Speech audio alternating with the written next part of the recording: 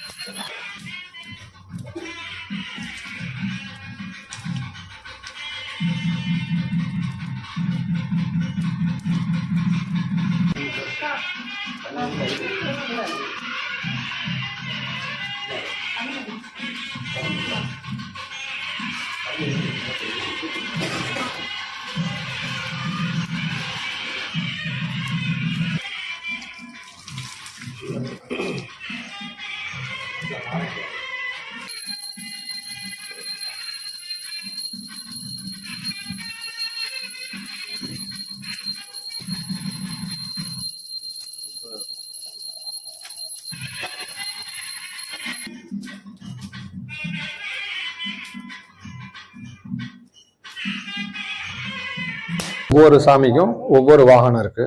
சிவனுக்கு நந்தி, முருகனுக்கு மயில், அது மாதிரி எங்க குலசாமி சூப்பர் ஸ்டார் ரஜினிக்கு கழுகு சில முழுக்க முழுக்க கருங்கல்லே பண்ணியிருக்கிறோம். 1 அடி உயரம், 50 கிலோ எடை உள்ளது. கழுகு பறவை இனத்திலே பாத்தீங்கன்னா ராஜாளின்னு சொல்லுவாங்க. மேகத்துக்கு மேல பறக்கக்கூடிய ஒரே பறவை கழுகு. ஏன்னா சூப்பர் ஸ்டாரும் 50 ஆண்டு காலமா சினிமா துறையில நம்பர் 1 இருக்கிறாரு. உலகம் ஃபுல்லா அவர் புகழ் பரவி இருக்கு. அதை குறிப்பிடும் வகையில தான் அந்த கழுகு சிலையை என்ன பண்ணியிருக்கோம், ரஜினி அறிமுக ரஜினி கோயில வச்சிருக்கிறோம். 1981 தலைவர் கழுகுன்ற படமும் நடிச்சிருக்காரு. இது கூடுதல் சிறப்பாகும். இன்னைக்கு வந்து வியாழக்கிழமை தான் தலைவருக்கு ராகவேந்திரா உகந்த நாள். தலைவருடைய படம் மேக்சிமம் பாத்தீங்கன்னா ரிலீஸ் ஆகுது வியாழக்கிழமை தான் ஆகும்.